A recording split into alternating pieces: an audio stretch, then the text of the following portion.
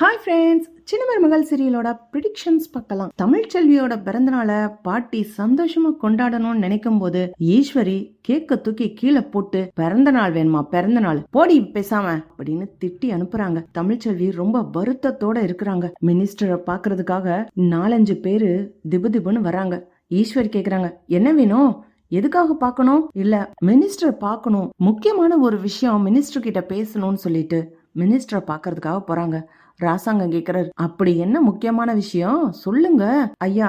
நாங்க வனத்துறையில இருந்து வர்றோம். அங்க வனவிலங்குகளை நடமாட்டத்தை கண்காணிக்கிறதுக்காக அங்கங்க கேமராக்கள் வச்சிருக்கிறோம். அந்த கேமராவில ஒண்ணுல சில விஷயங்கள் பதிவாச்சு. இத யாருன்னு உங்களால கண்டுபிடிக்க முடியுமா? ஏன்னா வண்டு கடிக்கும் போது அங்க கேம்ப் நடத்தினதும் கேம்புக்காக நீங்க அங்க வந்திருந்தீங்கன்ற விஷயமும் எங்களுக்கு தெரியும். இந்த விஷயம் நடக்கும் போது நீங்க அங்கதான் இருந்திருக்கீங்க. இந்த வீடியோவை பாருங்களேன் அப்படின்னு ராசாங்கத்துக்கிட்ட காமிக்கிறாங்க. தமிழ்ச்செல்வி உடம்பெல்லாம் சகதி பூசின நிலைமையில அப்படியே குச்சி ஊண்டிக்கிட்டு வர்றாங்க. இந்த கையில குச்சி ஊண்டி இருக்கிறது யாருங்க ஐயா அப்படின்னு கேட்கும் போது ராசாங்கத்துக்கு நல்லா புரியுது. தமிழ்ச்செல்வி தானே கையில குச்சி ஊண்டிக்கிட்டு இருக்கா. ஐயா, இந்த பின்னாடி நிக்கிற ஆளு, ஆமா இவன் யாருன்னு எனக்கு நல்லா தெரியுமே, என் தம்பி மயன் போசு தான். ஐயா இவரை பாருங்க, இவரோட சேர்ந்து 2 ஆளுக வர்றாங்க. கொஞ்ச நேரத்துல என்ன நடக்குதுன்னு பாருங்க ஐயா அப்படின்னு அந்த வீடியோவை காட்டும் போது போசு நேரா வந்து தமிழ்ச்செல்விக்கு பின்னாடி நின்னு கட்டையால மண்டையில அடிச்சுட்டு தமிழ்ச்செல்வி வச்சிருக்கிற மாத்து மருந்த எடுத்துக்கிட்டு வந்துடுறான். பாருங்க ஐயா, அந்த சகதி பூசினவங்க ஒரு லேடி மாதிரிதான் தெரியுது. அவங்க தலையில அடிச்சுட்டு அவங்க கையில இருக்க ஒரு பொருளை புடுங்கிட்டு போறாரு இந்த ஆளு. இந்த தகவல் உங்களுக்கு தெரியணும்ன்றதுக்காகத்தான் கொண்டுட்டு வந்தோம் அப்படின்னு வீடியோவை காட்டுறாங்க. அடா பாவி போசு, நீதான் இந்த வேலை செஞ்சியா? என்னமோ நல்லவன் மாதிரி 1000 வண்டுகள் இருக்கிற அந்த கூடு இருக்கிற இடத்துக்கே போய் நான் ரொம்ப கஷ்டப்பட்டு இந்த மாத்து மருந்த தேடி எடுத்துட்டு வந்தேன் பெரியப்பான்னு ரொம்ப பாசாங்கு காமிச்சியே. அடச்சி, என்னைக்குமே கெட்டவன் கெட்டவனா தாண்டா இருக்கேன், திருந்தவே மாட்டாங்க. திருந்திட்டானோ, என்னை காப்பாத்த வந்த கடவுள்னு நினைச்சு அவனை நான் நம்பினேன். கடைசி தமிழ்ச்செல்வி தான் இத்தனைக்கும் பாடுபட்டு இருக்கா. தமிழ்ச்செல்வி எடுத்துட்டு வந்த அந்த மாத்து மருந்த இவன் எடுத்துட்டு வந்ததா போய் சொல்லி இருக்கிறான். எல்லாரையும் நம்ப வச்சு, எல்லாரையும் கெஞ்ச வச்சு, மருந்து கொடு மருந்து கொடுன்னு கெஞ்சி ஏங்க வச்சு எவ்வளவு கஷ்டப்படுத்திட்டான். இதெல்லாம் ஈஸ்வரிக்கு தெரியுமா தெரியாதான்னு தெரியல. ஈஸ்வரியும் எவ்வளவு பெரிய டிராமா பண்ணிட்டான். இதுல மினிஸ்டரோட பொண்ண கல்யாணம் பண்ணி வைக்கணும்னு வேற திட்டம். தமிழ்ச்செல்வி பிறந்த நாள் கொண்டாடக்கூடாதுன்னு இந்த அளவுக்கு ஈஸ்வரி ஆடி இருக்க தேவையில்லையே. சரி, இந்த வீடியோ என்கிட்டே இருக்கட்டும். ஐயா சேது, இங்க வா. நீயும் காட்டுக்குள்ள மாத்து மருந்து தேடி போனில்ல, உனக்கு கிடைக்கலையா ஐயா அப்படி ராசாங்கம் கேட்கும் போது சேது சார், இல்லங்கப்பா எங்களுக்கு கிடைக்கல. நான் மட்டும் இல்ல, தமிழ்ச்செல்வியும் தான் மருந்து தேடி காட்டுக்குள்ள வந்துட்டா. புதகுழி இருந்ததை பார்க்காம புதகுழிக்குள்ள விழுந்துட்டா. அதுக்கப்புறம் நான் தான் அவளை புதகுழியில இருந்து கஷ்டப்பட்டு தூக்குனேன். உடம்பெல்லாம் சகதி இருந்ததுனால வண்டுகளுக்கு எங்களை கொட்ட கண்ணு தெரியல. நான் ஒரு பக்கமும் தமிழ்ச்செல்வி ஒரு பக்கமும் பிரிஞ்சு போய் தான் மருந்து தேடிக்கிட்டு இருந்தோம். கொஞ்ச நேரத்துல ஒரு சத்தம் கேட்டுச்சு. அதுக்கப்புறம் சத்தத்தை காணோம். தமிழ்ச்செல்வி மயங்கி கிடந்தா, தூக்கிக்கிட்டு வந்தேன். இது வரைக்கும் தான்ப்பா எனக்கு தெரியும். அதுக்கு முன்னாடி என்ன நடந்துச்சுன்னு தமிழ்ச்செல்வி இன்னமும் என்கிட்ட சொல்லவே இல்ல. ஈஸ்வரி, போஸ் இருக்கானா? அவனை இங்க கூட்டிக்கிட்டு வா. ஏண்டா போஸ், மாத்து மருந்து எங்க இருந்துதா நீ எடுத்த? அந்த காட்டுக்குள்ள வண்டு கடிச்சு நாங்கெல்லாம் கஷ்டப்படும் போது சரியான சமயத்துக்கு மருந்து கொண்டுட்டு வந்தியே, அந்த மருந்தை எங்க இருந்து எடுத்த? அது வந்து பெரியப்பா, அது அங்க இருந்துச்சு பெரியப்பா, அதுதான் மாத்து மருந்துன்னு தோணுச்சு. அம்மா போன் பண்ணி சொன்னாங்க, எல்லாரையும் வண்டு கடிச்சிருச்சு, பெரியப்பாவே வண்டு கடிச்சு உயிருக்கு போராடுறாருன்னு. அதை கேட்டோன்னா மனசு தாங்கல. அதனால நானே காட்டுக்குள்ள போய் மருந்த தேடி எடுத்தேன். அதான் போஸ், எங்க இருந்துச்சுன்னு சொல்லு. உண்மைய சொன்னா உனக்கு பரிசு. இந்த சேது மருந்து தேட போறேன்னு சொல்லிவிட்டு அப்பாவாச்சே, அப்பா முடியாம கிடக்குறாரேன்னு கொஞ்சம் கூட அக்கறை இல்லாம மருந்த தேடி எடுத்துட்டு வராம வந்த இவனுக்கு சவுக்கடி கொடுக்கணும் அப்படின்னு ராசாங்கம் பேசுறாரு. ஈஸ்வரி உடனே, என்னடா போஸ், ஏதோ விஷயம் வேற மாதிரி தெரியுது, சரியா பதில சொல்லிப்புடுடா.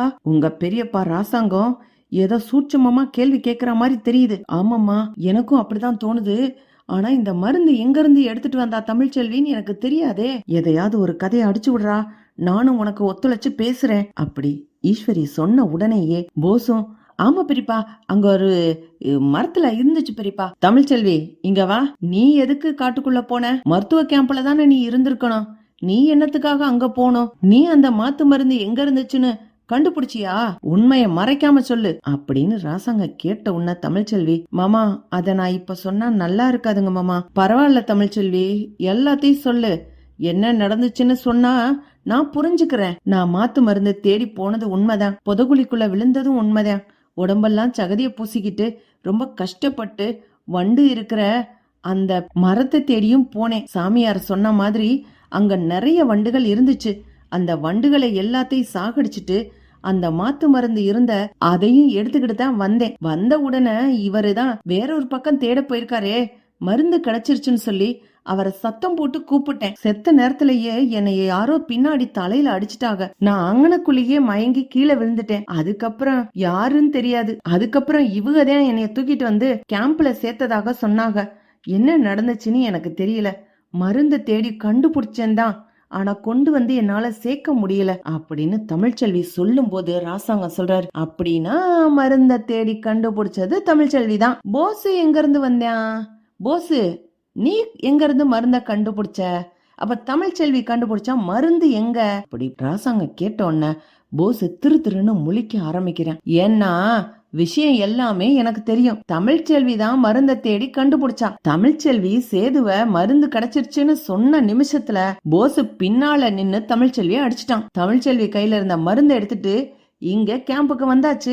இப்போ போஸுக்கு நல்ல பேரு. என்ன போஸ், கரெக்டா நான் சொல்றது அப்படின்னு ராசாங்க கேக்குறாரு. இல்லங்க பெரியப்பா, அதெல்லாம் இல்லங்க பெரியப்பா, நான் யாரையும் அடிக்கல, நான் மருந்த தேடிதான் கொண்டுட்டு வந்தேன் அப்படி போஸ் சொல்லும் போது, போதும் நிறுத்துறா, நீ என்னைக்குமே திருந்த மாட்ட. என் தம்பி பையனாச்சே, என் உசுரை காப்பாத்தினவனாச்சேன்னு உன்னை நம்பி வீட்டுக்குள்ள விட்டம் பாரு, நீ திருந்தவே மாட்டடா. பொய் சொல்லி ஏமாத்தி திருடுறது எல்லா பழக்கமும் வச்சிருக்கிற. தமிழ்ச்செல்வி எடுத்துட்டு வந்த மருந்த நீ எடுத்துட்டு வந்ததா பொய் சொல்லி இருக்கிற. தமிழ்ச்செல்விய அடிச்சு அங்கனையே மயக்கம் அடைய வச்சு கீழே விழுக வச்சிருக்கிற. இதை எல்லாத்தையும் நானும் தெரிஞ்சுக்கிட்டேன். எப்படி எனக்கு தெரிஞ்சிச்சுன்னு உனக்கு தெரியுமா? காட்டுக்குள்ள வனவிலங்குகளோட நடமாட்டம் இருக்கிறத கண்காணிக்க கேமரா இருந்திருக்கு. அந்த கேமராவில இந்த பெரிய மிருகம், மனுஷங்களை வேட்டையாடுற மிருகம் இது மாட்டி இருக்கு. தமிழ்ச்செல்விய அடிச்சது போசுதான்னு தெல்ல தெளிவா அந்த படம் புடிச்சு காமிச்சிருச்சு அது அப்படின்னு ராசாங்க சொல்றாரு. போசு முழிக்க ஆரம்பிக்கிறான். ஈஸ்வரி உடனே, ஏண்டா அப்படி செஞ்ச, ஏண்டா அப்படி செஞ்ச? தமிழ்ச்செல்வியும் கூட்டிக்கிட்டு நீ பத்திரமா வந்திருந்தீனா பெரியப்பா உன்னை மன்னிச்சிருப்பார்ல அப்படின்னு போசுவ 2 அடி செல்லமா அடிக்கிற மாதிரி அடிக்கிறாங்க. ஈஸ்வரி போதும் போதும் நிப்பாட்டு, நீயும் அவனுக்கு சேர்ந்து நாடகம் நடிக்கிறேன்னு நல்லாவே தெரியுது. இல்லங்க பெரியப்பா, நான் வந்து வேற ஒருத்தவங்கள்ட்ட இருந்து தான் வாங்கிட்டு வந்தேன், தமிழ்ச்செல்விட்ட இருந்து வாங்கல. டேய், தமிழ்ச்செல்வி தான் கையில இந்த குச்சிய ஊண்டிக்கிட்டு நடக்குது. மாத்து மருந்து எடுத்துட்டேன்னு தமிழ்ச்செல்வி தான் கத்துது சேதுவ கூப்பிட்டுக்கிட்டு. அந்த நேரம் பின்னாடி நின்னு தமிழ்ச்செல்வி அடிச்சது நீதான்னு தெல்ல தெளிவா படத்துல காமிக்குதுரா. நான் ஒன்னும் பொய்யெல்லாம் சொல்லல. இவ்வளவு பொய் பேசி வீட்டுக்குள்ள வரணும்னு திட்டம் திட்டுற நீ இந்த வீட்டுக்குள்ள இருக்கவே கூடாது. முதல்ல வீட்டை விட்டு வெளில போடா. ஈஸ்வரி, அவனோட சேர்ந்து நீயும் பொய் சொல்லிருக்கல, நீயும் சேர்ந்து வெளியில போ. ஆத்தா, நீங்க ஆசைப்பட்ட மாதிரியே தமிழ்ச்செல்வியோட பிறந்த நாளை ரொம்ப சிறப்பா கொண்டாடுங்க. தமிழ்ச்செல்வி தான் நம்ம எல்லாரோட உயிரையும் காப்பாத்துறதுக்கு மாத்து மருந்து தேடி எடுத்துட்டு வந்திருக்கிறா. வழியில இந்த பய புடிங்கிட்டு வந்திருக்கேன். தமிழ்ச்செல்வி, இனி நீ வீட்டுக்குள்ள வரலாம். நீ இன்னமும் அங்க அவுட் ஹவுஸ்லயே இருக்கணும்னு எந்த அவசியமும் இல்ல. இது உன் வீடு. இந்த வீட்டு மனுஷங்களை காப்பாத்தணும்னு நீ இவ்வளவு பாடுபட்டிருக்கேன்னு எனக்கு தெரியாம போயிடுச்சு அப்படின்னு ராசாங்க தமிழ்ச்செல்விய பாராட்டுறாரு. இப்படி போனா நல்லா இருக்கும். பார்க்கலாம் ஃப்ரெண்ட்ஸ். லைக் பண்ணுங்க, ஷேர் பண்ணுங்க, கமெண்ட் பண்ணுங்க. Thank you friends.